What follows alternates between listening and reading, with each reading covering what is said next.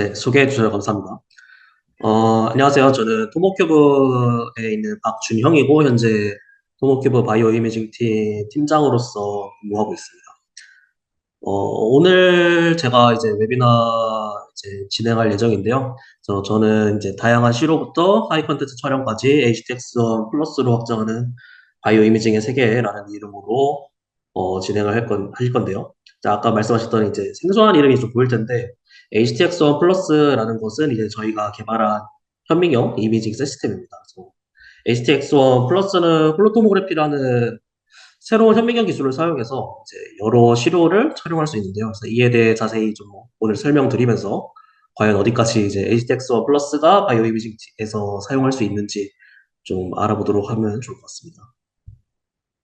그래서 세미나는 다음과 같은 이제 구성으로 진행될 예정인데요. 처음은 이제 바이오 이미징 관련해가지고 잠깐 얘기하면서 이제 어떻게 홀로토모그래피 좀 관련이 있을지, 그리고 두 번째는 그러면 이 홀로토모그래피가 어떤 방식으로 촬영하고 이제 어떤 장점이 있는지, 그리고 세 번째는 현재까지 이런 홀로토모그래피를 활용해서 어떠한 어플리케이션이 이제 진행되고 있었는지, 그리고 네 번째로 저희 이제 새로 개발한 신규 홀로토모그래피 시스템 HTX 플러스에 대해서 좀 간략히 설명드릴 예정이고요. 그 다음에 이제 질의응답 진행하도록 하겠습니다.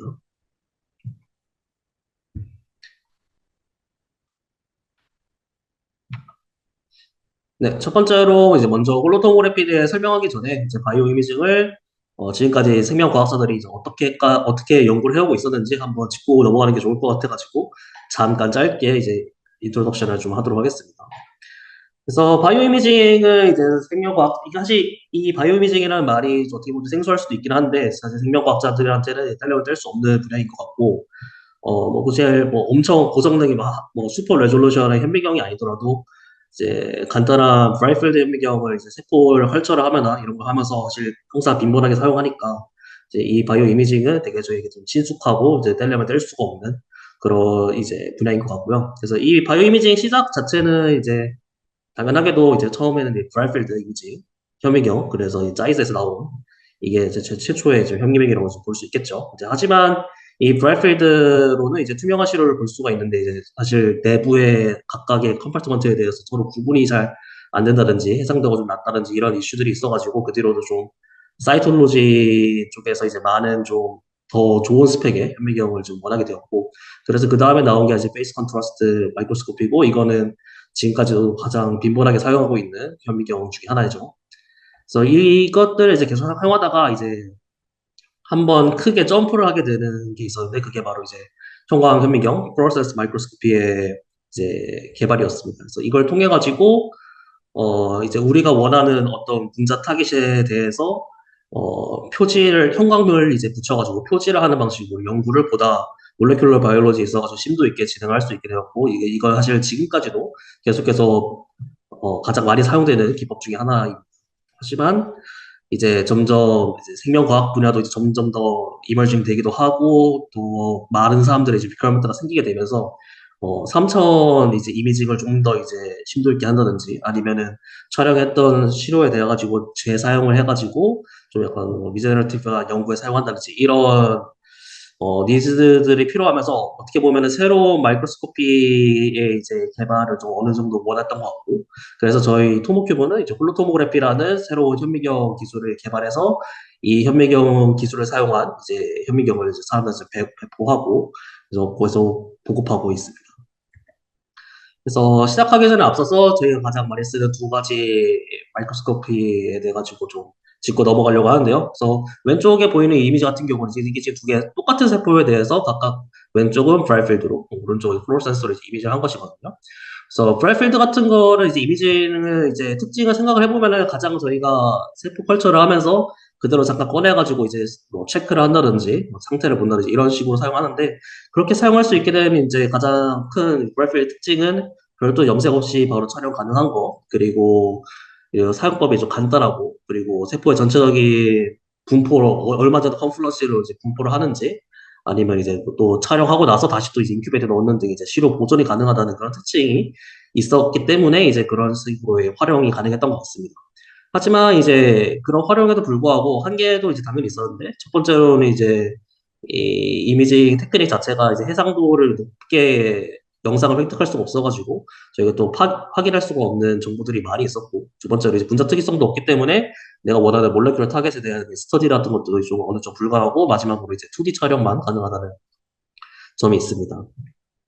반대로 이제 오른쪽에 플로로센스 마이크로스코피 이제 이미지를 보면은 이제 이거 같은 경우는 마이토콘드리아에다가 DS레드를 태깅해가지고 본 것인데 보면은 확실하게 이제 내가 원하는 이제 마이토콘드리아의 몰폴로지를 확실하게 관찰할 수가 있는 이미지이긴 합니다. 그래서 이런 거 이미지를 보면 아시다시피 내가 원하는 분자 타깃에 대한 어떤 특이성을 관찰할 수 있다는 게 가장 큰 특징 중에 하나고 또 브라이필드에 비해서 더 고해상도 영상을 획득 가능하다든지 그리고 이제 뭐 콘포컬 마이크로스코피 같은 경우는 3차원으로도 촬영 가능한 그래서 어떻게 보면은 이 프로세스 마이크로스코피는 진짜로 저희가 원하는 실험 데이터를 획득하는데 이제 주요한 이제 테크닉입니다.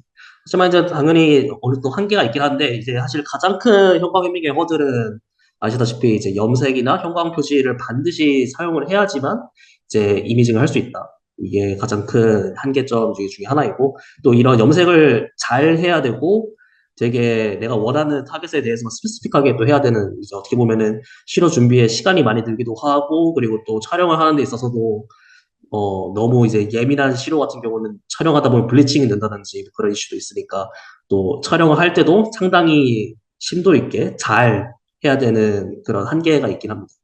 그리고 마지막으로 이제 아까 말했던 이제 광독성 때문에 이미징을 한번 하고 나면 셀이 다 타가지고 이제 다시 이미징을 하기 힘든다든지 그런 특징들이 있는데요. 그래서 좀 생각했던 거는 이제 이런 사실 두 개가 다 장단점이 있는 거고 그렇다고 이제 하나를 그렇다고 포기를 할 수가 없는 상황인데 좀 생각을 했던 거죠. 이제 이런 브라이필드의 그런 특징들과 플로센스의 특징을 좀 합칠 수 있는 이제 그런 새로운 협의의 기술이 없을까.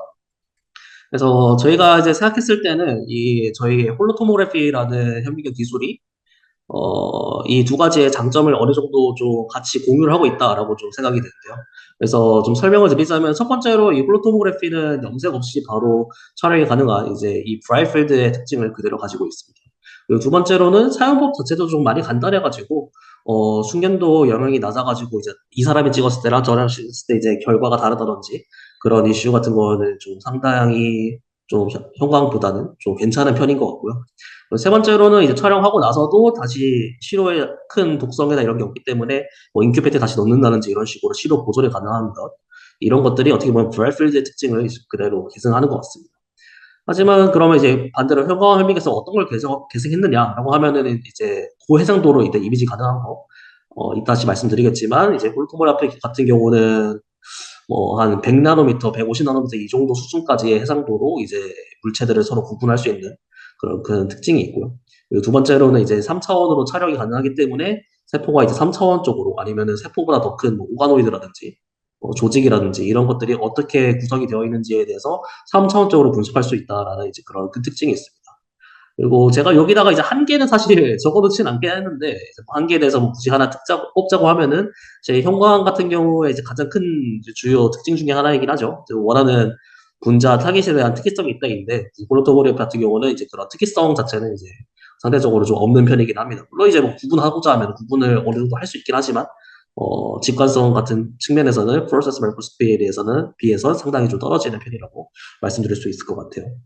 그래서 어쨌든 이런 홀로토모그래피 기술인데 조금만 더 자세히 각각에 대해서 좀 비교를 하면서 넘어가자고 하면은 왼쪽 이거 같은 경우는 이제 핵 293T가 좀 셀 뭉쳐있는 것들 그대로 브라이트필드로 찍은 거 그리고 오른쪽은 홀로토모그래피 마이크로스코피로 이제 촬영을 한 이제 결과인데요. 뭐냐면은 딱 눈으로 봤을 때 가장 차이가 나는 것은 이제 해상도 측면에서 차이가 많이 난다라는 것일 것 같습니다.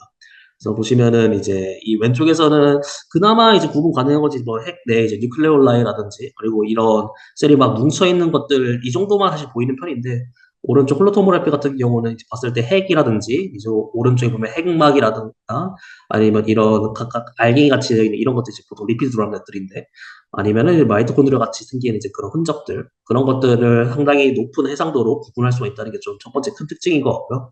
그리고 두 번째는 이 파란색 박스 이해를 이제 보시면 되겠는데 이거 같은 경우는 이런 식으로 이제 셀이 레이어 되어 있는 거를 좀 구분할 수 있는 거. 그러니까 3차원적으로 이제 이미지를 구분할 수 있다는 게 두 번째로 큰 차이점으로 이제 폴리토모의 장점이라고 좀 말씀드릴 수 있을 것 같습니다. 그리고 넘어와서 이제 홀로토모그래피랑 이제 형광이랑 브라이트드 세 개를 또 다시 동시에 놓고 이제 결과를 비교를 하면은 이미지를 그냥 눈으로 봤을 때도 상당히 차이가 나는데 일단은 아까 말했던 해상도 측면에서 훨씬 더 개선된 것 그리고 형광과 좀 굳이 비교를 하자면은 형광 같은 경우는 이제 내가 태깅한 그런 타겟에 대해서만 사실 관찰할 수 있기 때문에 전체적으로 셀이 어떻게 분포되어 있는지 이런 것을 확인하는 데 있어서는 어느 정도 여러 가지 채널을 합쳐가지고 이제 멀칭을 해가지고 이제 이미지를 본다는 이런 식으로 해야 되는데 HTX1 같은 경우는 그러니까 홀로토모그래피 같은 경우는 이제 그런 과정 없이 한번 촬영하는 것만으로도 전체를 다 분포 파악할 수 있다는 그런 좀 차이점이 있습니다. 그래서 좀 다시 한번 이제 이 세 가지 광학 현미경 기술들에 대해서 좀 성능을 좀 비교를 하고 넘어가자면은 첫 번째로 시료 같은 경우는 홀로토모그래피 같은 경우는 이제 레이블링 하지 않는 거. 그리고 두 번째로 이제 이거는 사실 설명은 드리지 않긴 했는데 드라이필드랑 홀로토모그래피 같은 경우는 거의 초단위로 3차원 영상 획득이 가능한데 형광 현미경 같은 경우는 이제 좀 3차원으로도 이미지 획득한다거나 이런 걸 하면 또 사실 형광 시그널이 좀 약하거나 이럴 경우에는 익스포스 타임을 좀 많이 긴다든지 이런 식으로 좀 촬영에 좀 시간이 상대적으로 오래 걸리는 경우가 많습니다. 그래서 그런 측면에서 획득 시간도 좀 차이가 있고요. 세 번째 이제 광독성은 이제 폴터보리 쪽은 상당히 좀 낮은 편. 그리고 네 번째로 이제 3차원 촬영 가능한 거. 마지막 해상도는 아까 말씀드렸죠. 110에서 한 200나노미터 사이 정도로 고해상도의 영상을 획득할 수가 있습니다. 그래서 이런 이제 홀로토그래피가 그러면 과연 정확히 무엇이냐 이거에 대해서 좀 이제 설명드리려고 하는데요. 그래서 원리 그리고 이걸 썼을 때 어떠한 바이오 이미징에 있어가지고 장점이 있는지에 대해서 설명을 드리도록 하겠습니다.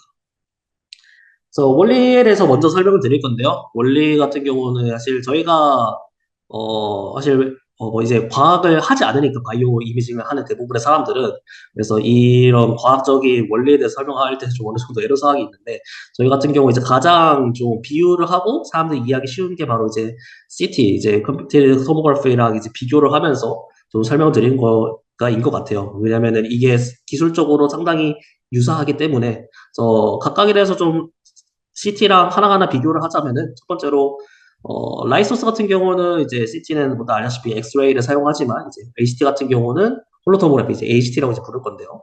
홀로토모그래피 같은 경우는 이제 레이저나 혹은 이제 LED를 사용하는 점에서 좀 차이점이 있고 두 번째로 이제 시료 같은 경우는 이제 당연히 사람한테 CT를 사용하는 것이지만 HT 같은 경우는 이제 세포라든지 뭐 티슈라든지 오가노이드 이런 이제 바이오 샘플들을 이제 이미징 하는데 사용됩니다. 그리고 세 번째로 이제 이미지 이제 컨트라스트라고 되어 있는데요. 이거 같은 경우는 CT 같은 경우는 이제 엑스레이가 이제 투과를 하면서 이제 얼마나 흡수되었는지 이제 그 차이를 봄으로써 이제 내부가 이제 어떻게 구성이 되어 있는지를 확인하는 방식이라고 하면은 홀로토모그래피 같은 경우는 이제 똑같이 이제 빛이 투과를 하는데 투과를 하면서 이 세포 내부에 이제 각각의 물질들로 인해서 얼마나 빛이 굴절되어서 밖으로 이제 감지가 되는지 그런 이제 굴절률 값을 이제 탐지하는 식으로 촬영을 하게 됩니다. 그래서 이런 이제 CT랑 차이점이 있어 어떻게 보면은 이렇게 CT도 이제 라이소스를 이제 돌려가면서 찍고 이제 HT도 이제 이런 광원을 돌려가면서 찍으면서 3차원적인 그런 정보를 획득한다는 점에서 유사한 점이 있습니다.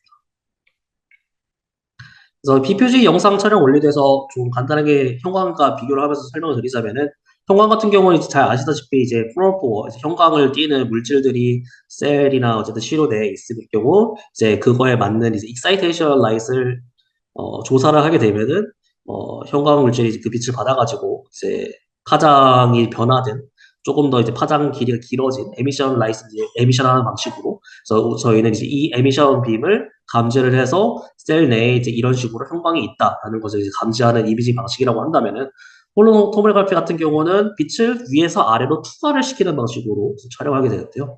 이렇게 투과를 하게 되면 아까 말했다시피 이 세포 내부에 각각 물질들이 이제 굴절률을 다르게 띠고 있는데 굴절률에 의해 가지고 이 빔이 얼마나 이제 변화되어 있는지 그것을 감지를 해가지고 역으로 세포의 3차원 분포를 이제 리컨스트럭션하는 이것이 이제 홀로토모그래피의 이제 이미징 촬영 원리라고 말씀드릴 수 있을 것 같습니다.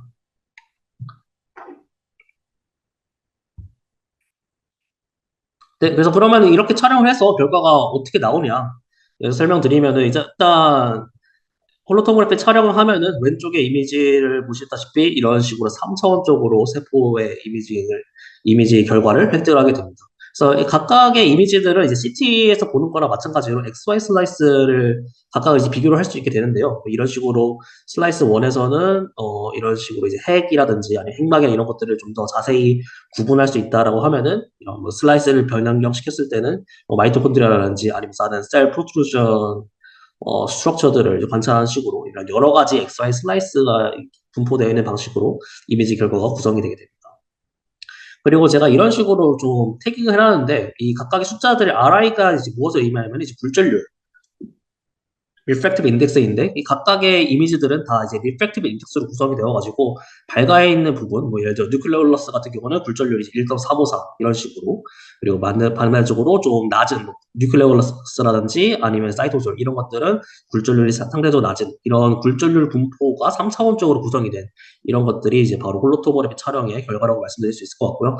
추가로 한 가지 더 이제 아시면 좋을 것 같은 거는 이제 이 굴절률 값은 그러면은 무엇이 비례하느냐, 어떤 것에 이제 바뀌냐라고 하면은 당연히 이제 어떤 물질로 구성이 되어 있는지에 따라서 다르긴 하는데 보통 셀 내부는 다 이제 프로테인으로 이제 구성이 되어 있잖아요. 그래서 이 프로테인 컨센트레이션이 높으면은 굴절률이 보통 높은 식으로 좀 비례해서 나타나는 양상을 띠게 됩니다. 그래서 또 저희가 뭐 이런 식으로 알 수 있는 거는 뭐 뉴클레올러스는 주변 뉴클레어스에 비해서 상대적으로 좀 프로테인이 높은 프로테인 컨센트레이션을 이제 지니고 있다 이런 식으로 좀 유추를 할 수 있는 것이죠. 이런 식으로 좀 결과를 좀 보여줄 수 있을 것 같고요. 그래서 이런 이 홀로토모그래피의 이제 주요 특징에 대해서 앞으로 설명드릴 건데요. 그래서 주요 특징은 뭐 이미 말씀드린 것들, 노 레이블링 필요 없는 것, 그리고 광독성이 낮은 것, 그리고 뭐 촬영 속도 빠른 것, 그리고 고해상도 마지막으로 정량 가능하다 것까지 이것들에 대해 가지고 이제 하나하나 좀 약간 예시를 보여드리면서 좀 더 자세히 설명드리도록 하겠습니다. 첫 번째로는 이제 비표지로 이제 촬영 가능한 것, 이것에 대한 것입니다. 그래서 이 세포 같은 경우는 이제 햅스립이 이제 헤파틱 캐서 셀라인이고, 보면은 이런 식으로 이제 HT 이미징 획득이 되는데, 보시면은 상당히 많은 셀룰러 오르가네들이 HT 염색 없이 HT만으로도 구분이 된다라는 것을 보실 수가 있습니다. 그래서 이렇게 특히 높은 밝은 빛으로 되어 있는 굴절률이 높은 부분들이죠. 이런 것들이 이제 리피의 드럼렛 같은 것들이고, 그리고 이제 뭐 이런 뉴클러스 엔벨롭들 아니면 뉴클레올라이 그리고 이런 셀과 셀 사이의 그런 인터랙션이나 아니면 셀 프로트루전 그리고 여기 보시면은 실같이 사이토존 내부에 있는 이렇게 구성이 되어 있는 것들이 있는데 이런 것들이 이제 마이토콘드리아로 이제 저희 HT 이미징으로 되게 잘 보이는 셀 오르가드 중에 하나입니다. 그래서 이런 세포 소기관들을 이제 비표지로 촬영 가능한 게 이제 첫 번째 좀 큰 장점이라고 말씀드릴 수 있을 것 같고요. 추가로 이제 형광이랑 좀 비교를 하자면은 이제 왼쪽에 이미지가 이제 형광 이제 마이토콘드리아 아까 보여드렸던 형광 DSLR들을 이제 태깅 해가지고 촬영한 이제 데이터인데요. 보시면은 세포가 하나, 뭐 두 개, 세 개, 네 개, 다섯 개 이 정도로 이제 구성이 되어 있는 것 같이 보여가지고 상대적으로 컨플러시가 좀 낮구나 이렇게 생각할 수도 있긴 한데 HT로 이제 촬영을 할 경우에는 이런 식으로 이제 좀 숨어있던 세포들이라든지 이런 것들이 다 이제 상대적으로 이제 다시 또 보이는 것을 확인할 수가 있습니다. 그래서 이런 식으로 어떻게 보면 염색의 그런 바이어스 없이 전체적인 분포를 확인 가능하다라는 것들도 이제 좀 큰 장점 중에 하나로 생각할 수 있을 것 같습니다.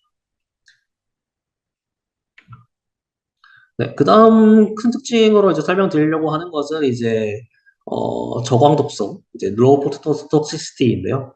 그래서 보시면은 이거 같은 경우는 이제 거의 한 20초 간격, 10초, 20초 간격으로 햅스리비 셀라인을 이렇게 촬영을 타임레스로 진행한 것인데 보시면은 왼쪽에 이런 마이토콘드리아의 이제 다이내믹스, 퓨전 같은 그런 프로세스들이 상당히 잘 관찰이 되는 것을 확인할 수가 있고요. 그래서 이렇게 사실 높은 빈도로 촬영을 다른 현미경들을 할 경우에는 그런 광원에서 오는 독성으로 인해 가지고 셀이 중간에 이제 좀 죽어가는 게 보이게 되는데 이런 경우는 거의 2시간 동안 촬영을 했음에도 불구하고 거의 세포의 그런 죽어가는 모습이라든지 그런 에이파토시스가 유도되는 것이 거의 보이지 않는 것을 좀 확인할 수 있습니다. 그래서 광독성이 없다, 좀 상대적으로 낮은 것, 이게 상당히 큰 장점 중에 하나이고요. 그리고 세 번째로 특징을 말씀드릴 거는 이제 3차원 구조에 대해서 하이 레졸루션을 촬영 가능하다라는 것입니다.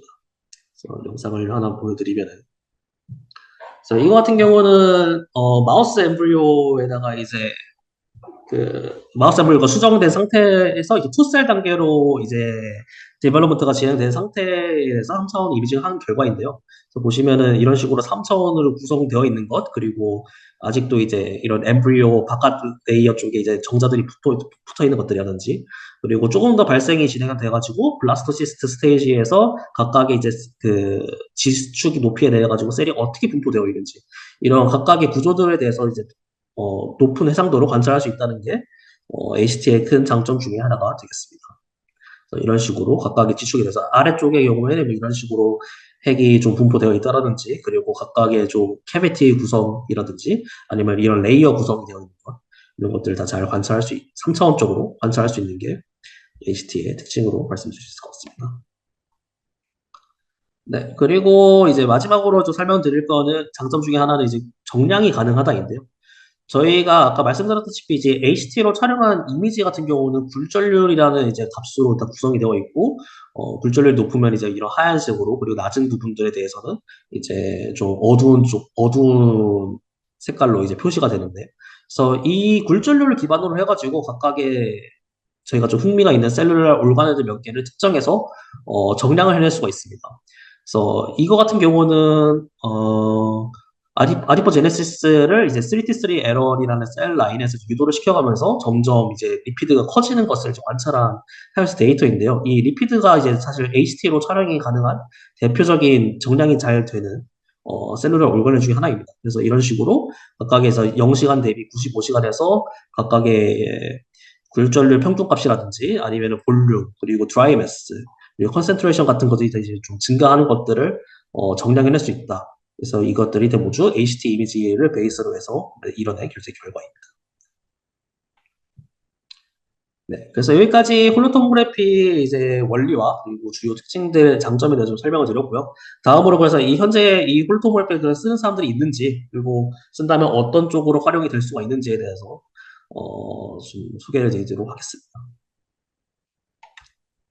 네, 그래서 현재 사실 이 홀로토그래피 기술이 좀 어떻게 보면 생소하고 전통적인 현미경 기술이라고 하기에는 아직 좀 역사가 좀 부족하기 때문에 상대적으로 이제 퍼블리케이션 수가 이렇게 많지는 않지만 점점 계속해서 늘고 있는 상황이고요. 그리고 상대적으로 최근으로 들으면 들수록 이런 식으로 좀 더 가파르게 퍼블리케이션 수가 늘고 있는 상황입니다.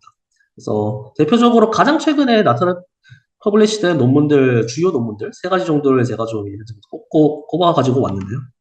첫 번째 같은 경우는 이제 캐릭터시스 메디에이티드 셀 데스입니다. 이거 같은 경우는 가톨릭 대학교에서 이제 진행했던, 저희와 이제 호흡으로 이제 진행했던 실험인데요. 그래서 이런 캐릭터시스라는 이제 좀 비교적 최근에 알려진 세포 사멸의 한 종류인데, 이 같은 경우는 이제 오토파지 이니비션에 의해서 주로 유도된다고 하고, 그래서 이 에이파토시스의 이제 가장 큰 몰포로지컬한 차이 중에 하나는 핵막의 형태가 이제 이 캐릭터시스가 이제 진행되면서 크게 변화되는, 약간 핵막이 좀 쪼개지는 것 같은 이제 영상이 이제 보이는 게 있었는데, 이제 이것에 대해서 촬영하는 게 좀 상당히 좀 어려움이 있는 상황이었습니다. 그래서 저희 HT 기술을 사용해가지고 같이 촬영을 좀 진행을 하였고, 그래서 이런 식으로 이제 결과를 획득을 하였는데, 그래서 먹 같은 경우는 이제 이런 캐릭터시스가 이제 발생이 되지 않는 그런 시로 같은 경우인데, 보면은 이제 셀레스 이제 같은 게 좀 거의 이제 발생하지 않고 셀들이 잘 분열하거나 아니면 좀 적당히 잘 지내고 있는 것을 이제 볼 수가 있는데요.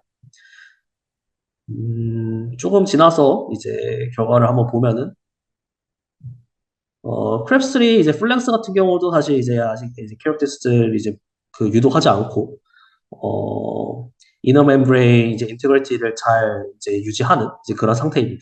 그래서 여기 같은 경우에서도 사실 그렇게 아까 말씀드렸던 이제 핵막이 쪼개지면서 캐릭터스가 유도되는 과정 같은 게 이제 아직은 보이지 않는 상황인데요. 근데 마지막으로 이제 이 크리브 폼이 이제 어큐뮬레이션 된 샘플 같은 걸 보면은 이런 식으로 KLTS가 이제 발생이 되면서 흑막이 쪼개지는 과정 같은 것들, 이런 것들이 상당히 잘 관찰되는 것을 확인할 수가 있습니다. 그래서 이거 같은 결과를 이제 획득을 하여가지고 이제 논문 퍼블리시에 저희 이제 데이터를 사용을 했었고요. 두 번째로 최근에 이제 출판된 논문은 이제 마리수노에 대해서 조금 설명을 드리자면, 이제 바닷속에 이제 떨어지는 작은 입자인데 주로 이제 유기물들 아니면 이제 죽은 플라스토들이 섞여가지고 이제 바닷속에 이제 깔아앉는 그런 물질들이고, 이 같은 경우는 사실 대기 중에 있는 CO2들을 이제 약간 바다 밑속으로 이제 깔아앉히는 작업을 해서 이제 생물학적인 어쨌거나 이제 카본 펌프의 프로세스의 이제 좀 핵심적인 요소이고요. 그래서 이 마린 스노우에 대한 이제 3차원 구조를 HT를 이용해가지고 촬영을 했습니다. 그래서 오른쪽에 보이는 결과와 같이 각각에 대해서 굴절률이 이런 식으로 이제 분포되어 있고 어떤 부분에 좀 상대적으로 높은 굴절률, 그냥 상대적으로 낮은 굴절률, 그리고 이 1번 이미지와 같이 약간 좀 육각형, 약간 벌집 모양으로 되어 있는 이런 몰폴로지컬한 이제 구조들을 확인을 하는데 HT가 사용이 되었고요. 이 같은 경우는 이제 사이언스에 이제 게재가 되었습니다. 그리고 마지막으로는 이제 카이스트에서 출판된 이 같은 경우는 네이처 리뷰 메소드 프라이머 리뷰 채널에 이제 논문이 게재가 되었고요. 이 같은 경우는 이제 전체적인 이런 홀로토그래피의 원리, 그리고 홀로토그래피도 사실 종류가 여러 가지가 있는데, 그것들의 이제 과학적인 특징이라든지, 그리고 또한 이제 홀로토그래피가 어떤 식으로 활용될 가능성이 있는지에 대해서 정리한 이제 페이퍼입니다. 그래서 이런 식으로 홀로토그래피가 현재도 이제 상당히 최신 기술임에도 불구하고 여러 라이프 사이언스 리서치 분야에서 어, 적극적으로 좀 활용이 되고 있는 상황이고요. 그래서 저희가 이제 아직 출판이 되거나 그런 이제 데이터들이 아니기는 하지만 여러 가지 분야에 대해서 현재 적용되고 있는 결과들이 많이 있어가지고 이런 식으로 정리를 해봤고요. 그래서 사이토톡시시티부터 뭐 스템셀 이미징, 리피드 드럼넷, 뭐 오바노이 등등등 여러 가지가 있는데 저희 여기에서 이 모든 걸 다 말씀드리기는 좀 그렇고 대표적인 거 한 세 가지 정도만 좀 짚고 넘어가도록 하겠습니다. 첫 번째 같은 경우는 이제 오가노이드 이미징입니다. 이제 HT 이미징 이제 큰 특징 중에 하나가 3차원 이미징을 이제 고해상도 가능하다라는 것인데요. 그래서 오가노이드 이미징에 대해서 이제 좀 어떻게 보면은 HT 이미징이 상당히 적합한 마이크로스코피라고 할 수 있을 것 같습니다. 그래서 이거 같은 경우는 이런 식으로 각각의 오가노이드 셀 레이어 내부에 이제 각각의 셀들을 구분할 수 있다든지, 그리고 각각 셀 내부의 핵이나 아니면은 다른 리필 드롭렛 같은 것들을 구분할 수 있고 방금 이제 지나갔던 것처럼 이제 셀 디비전 같은 것들도 타임레스로 촬영할 수 있다는 게 이제 큰 특징 중에 하나가 되겠습니다. 그래서 이 시료 같은 경우는 이제 또 가장 큰 특징 중에 하나가 뭐냐면은 매트리젤을 그대로 엠베딩 상태에서, 그러니까 이제 매트리젤을 따로 뻗겨내가지고 이제 세퍼레이션, 디소시에이션 하는 과정 을 거치지 않은 이제 좀 더 라이프 스테이터스에 이제 가까운 상태로 촬영이 가능했다는 점일 것 같습니다. 그래서 이런 식으로 이제 오가노이드 이미징에도 활용이 될 수가 있고요. 두 번째 케이스로 설명드리고 싶은 거는 이제 이런 조직에 대한 티슈 이미지입니다. 그래서 이거 같은 경우는 이제 브레인의 히포캠퍼스 쪽에 대해서 촬영을 한 것이고 이런 식으로 어, 그 각각의 셀 바디들이 분포되어 있는 것들이라든지 아니면 이제 엑손이 어떻게 지나가고 있는지 그런 다발 같은 것들을 염색 없이 이제 바로 촬영을 한 결과들이고요. 그래서 이런 티슈 슬라이스 샘플에 대해서도 HT 이미징을 적용하여서 이미징을 진행할 수가 있습니다.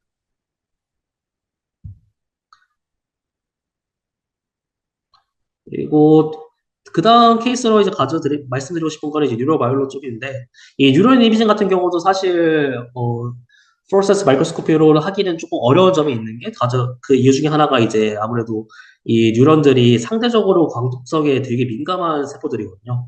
그래서 좀 촬영하는데 좀 테크닉이 많이 필요하다든지 아니면 염색을 좀 잘해야 한다든지 그런 이슈들이 몇 가지가 있는데, 이 지금 보여드린 이미지와 같이 HT 이미징으로 별도의 레이블링 없이 엑솔이 이렇게 뻗어나가는 이제 라멜리폴리아 프로세스 같은 것들을 잘 관찰할 수 있는 어플리케이션이 있었습니다. 그리고 마지막으로 제가 좀 설명드리고 싶은 거는 티슈 프래그먼트라고 해가지고 이거 같은 경우는 아까 드렸던 것처럼 티슈 슬라이스가 아니라 티슈의 일부분을 좀 약간 잘라가지고 별도의 픽세이션 과정을 거치지 않고 그대로 좀 촬영을 한 결과들입니다.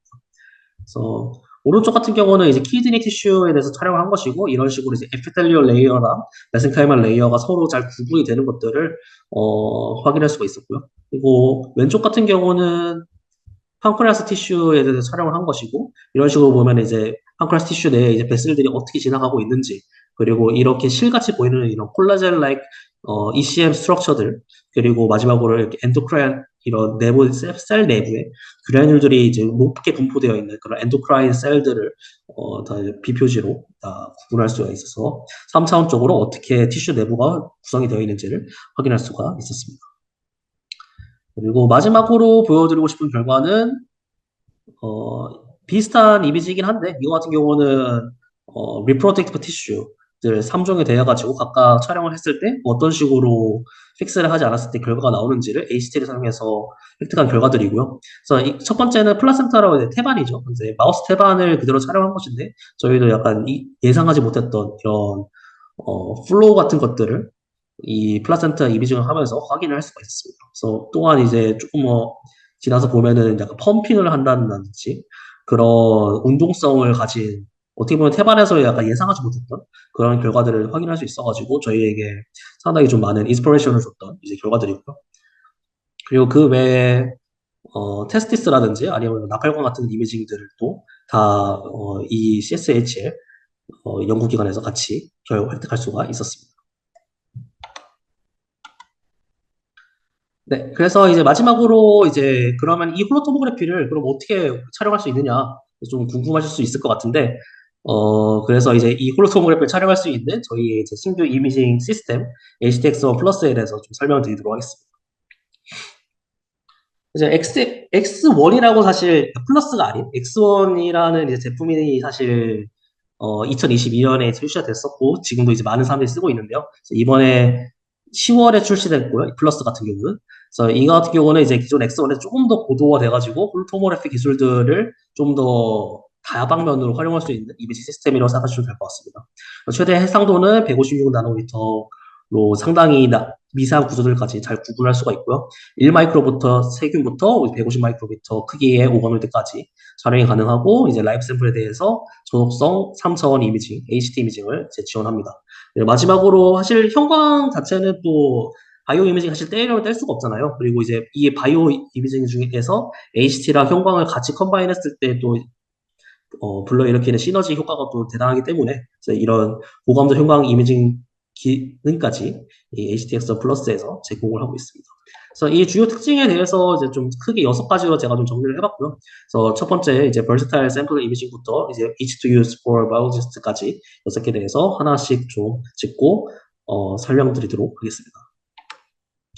첫 번째는 이제 versatile sample imaging, 그러니까 다양한 종류의 시료 촬영이 이제 가능하다는 점이고, 사실 이 HT 촬영도 그냥 한 가지 방법으로 찍는 게 아니고, 어떤 시료의 특성에 맞춰가지고 좀 세부 조건을 조금씩 변경해 나갈 수가 있거든요. 그래서 이 세부 조건을 변경해 나감으로써, 원래 내가 기대했던 이미지보다 조금 더 나은 품질의 데이터를 획득할 수 있기 때문에, 그래서 이 상당히 어떻게 보면 중요한 기능이고, 이 기능은 이제 엑스온 플러스에서 지원을 합니다. 그래서 아무래도 이제 많은 이미징 코어 장비로서 이제 많은 연구자들이 사실 또 다양한 연구 분야에 또 연관이 되어 있기 때문에 그런 쪽으로 있어서 활용성이 좀 더 높을 것으로 기대를 하고 있고요. 그래서 여기 아래쪽에 이제 예시로 이제 어떤 것들이 이제 지원하는지에 대해서 간단히 좀 정리를 해봤는데, 그래서 뭐 일반 동물 세포 같은 경우는 이제 바닥에 얇게 부착되어 있고 문동성이 적고 뭐 이런 특징이 있어서 AC 촬영할 때는 뭐 상대적으로 단파장으로 촬영하면서 지축 촬영 범위도 좀 상대적으로 좀 좁게 촬영하는 점이 있고요.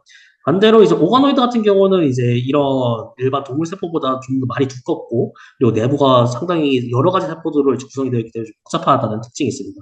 그래서 이런 경우에는 이제 장파장으로 HD 촬영을 하면서 이제 지축 범위도 훨씬 더 넓게 스캔을 하는 방식으로 HD 촬영을 진행할 수 있고요. 식물도 이제 이런 방식으로 진행하고 마지막 세균이나 이제 미세모 같은 경우는 이제 자꾸 또 빠르게 움직이기 때문에 아무래도 좀 획득 속도를 훨씬 더 단축시켜가지고 촬영하는 방식이 좀 필요합니다. 그래서 이런 경우에는 다음 파장 과거를 쓸 때 이제 지축 범위를 좀 더 줄이고 또 촬영 속도도 훨씬 더 빠르게 진행을 해가지고 그런 모션 블러 없이 데이터를 획득할 수 있는 식으로 이제 기능을 지원하고요. 그래서 결과에 대해서 좀 간단하게 좀 예시를 보여드리면은 동물세포 같은 경우는 이제 이런 식으로 뚜렷하게 각 세포 소견에서 구분한다든지 그리고 오가노이드 촬영 모드 같은 경우는 이런 식으로 각각의 셀 레이어나 그 셀 내부 루멘에서의 세포들이 어떻게 분포되어 있고 어떤 뭐 데드셀이 얼마나 있는지 이런 것들을 관찰할 수 있고 마지막으로 식물 조직식 같은 경우에는 이런 식으로 이제 관 모양의 그런 스트럭처, 3차원 스트럭처, 그리고 이 내부의 각각의 알갱이들은 이것들이 사실 클로로플라스트거든요. 그래서 이런 클로로플라스트들이 뭐 얼마나 있는지 이런 것들까지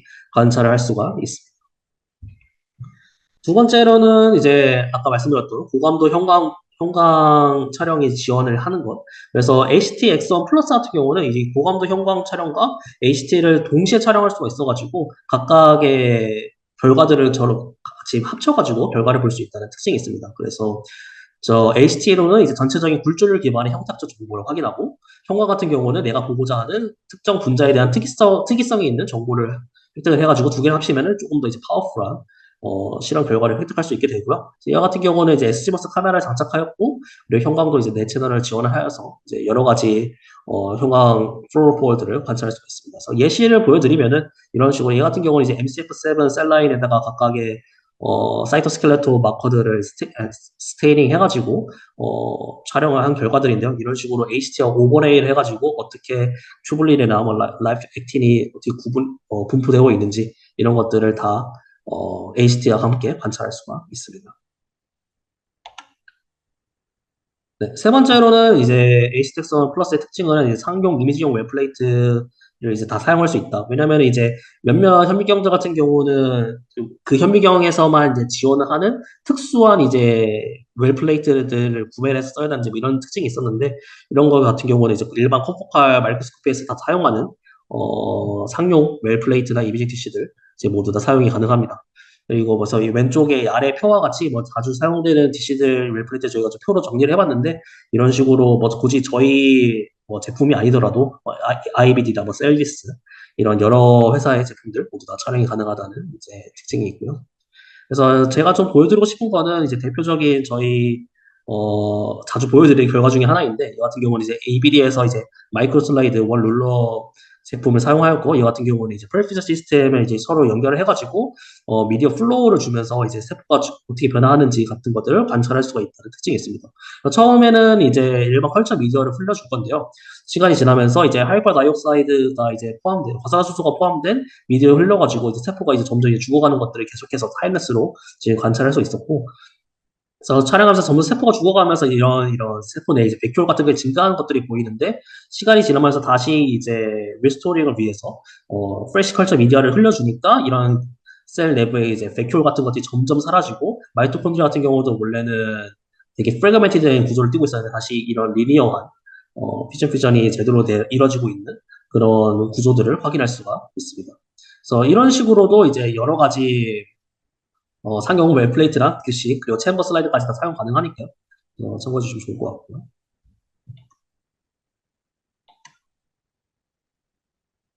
네, 그리고 네 번째로는 이제 하이 컨텐츠 이미징이 이제 가능하다는 점입니다. 그래서 이거 같은 경우 사실 96일 플레이트를 상용하는 이제 다른 이미징 96일 플레이트 다 사용할 수 있으면 좋기는 한데 이거 같은 경우는 이제 저희 제품을 좀 사용하긴 해야 되고요. 그래도 최고 해상도로 유지를 하면서 세포라든지 오가노이드 전체를 다 스캔 가능하고 그리고 뭐 각각 하나를 찍었을 때는 뭐 최대 225개까지 세포 촬영을 가능해서 전체를 스캔하는 데는 최대 25분 내에 수행하는 그런 특징이 있습니다.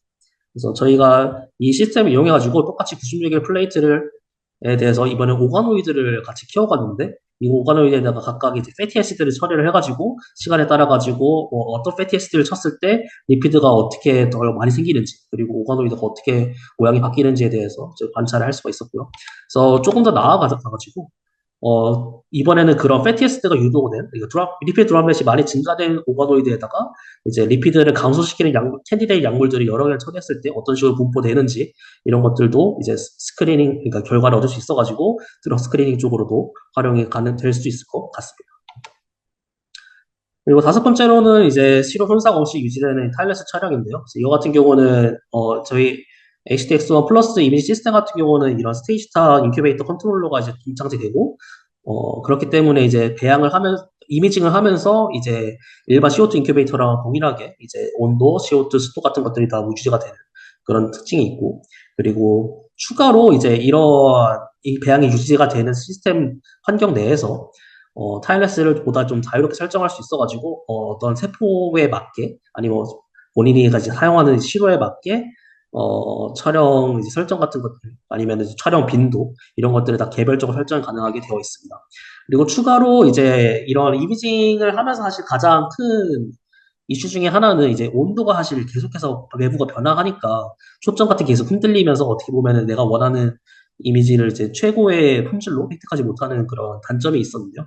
이거 같은 경우는 이제 오토포커스도 탑재가 되어 있어가지고 타임레스를 촬영하면서 중간에 초점이 흔들린다든지 이런 것들도 자동으로 이제 고정을 해주는 기능이 같이 들어 있습니다. 그래서 이제 좀 첫 번째로 이제 보여드리고 싶은 거는 예시로 이 같은 경우는 똑같이 오가노이드를 사용해서 찍은 건데, 이거 같은 경우는 거의 이제 저희가 120시간 동안 그 HTX1 플러스 HTX1에서 이제 배양을 하면서 촬영을 하면서 획득했던 결과들이고, 보면은 100시간 이제 배양을 했음에도 불구하고 이제 오버노이드가 죽거나 이런 신호 없이 잘 촬영이 되는 것들을 확인할 수가 있었고요.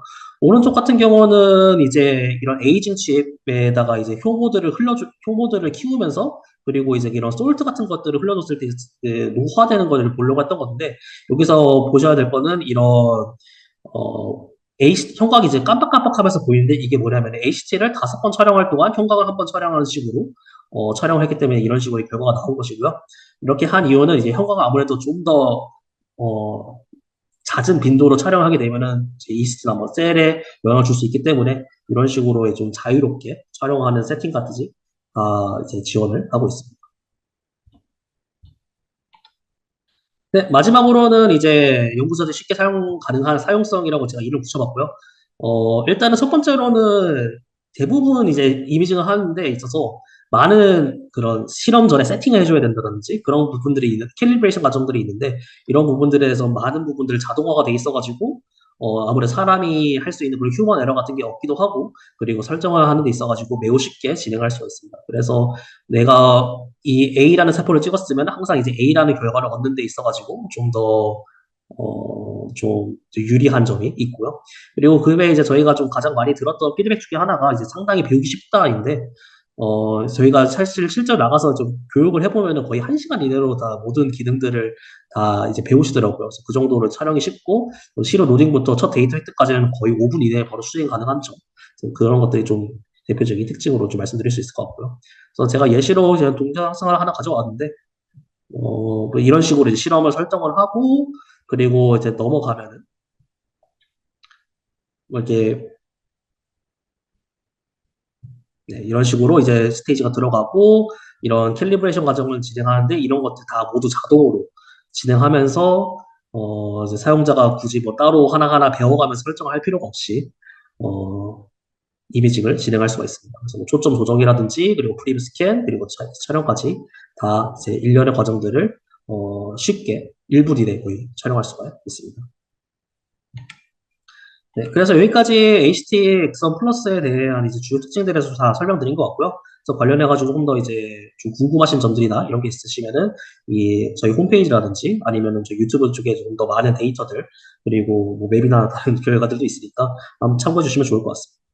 그래서 요약을 하자면은 홀로토그래피 HT는 이제 헤로 현미경 기술이고, 비표시로 살아있는 시로를 이제 고해상도 3차원 촬영할 수 있고요. 그래서 HT는 뭐 이런 특징들 이외에도 저항 독성이라든지 빠른 획득 시간, 그리고 장기간 촬영, 그리고 굴절률 기반의 정량이 가능한 특징이 있습니다. 그래서 HT는 현재 이제 생명과학 분야에 이제 적용이 되고 있고, 세포 독성부터 이제 하이 컨텐츠 이미징, 뭐 오가노이드 조기 촬영까지 이제 넓은 범위에 대해서 계속해서 점점 이제 파일이 커지면서 늘려가고 있는 상황이고요. 그리고 HT-S1 플러스는 이제 최근 출시된 제품이고, 이런 HT 촬영이 가능한 이제 고성능 이미지 시스템입니다. 그래서 여러 편의성이라든지 아니면 뭐 고성능 형광 촬영까지 여러 기능들을 다 지원해서 저희가 생각할 때 생명과학 분야에 대해서 계속해서 좀 사용이 가능할 것 같습니다. 네, 그래서 제가 준비한 이제 내용은 여기까지고요. 관련해가지고 질문 있으시면 자유롭게 말씀해 주시면 될 것 같습니다.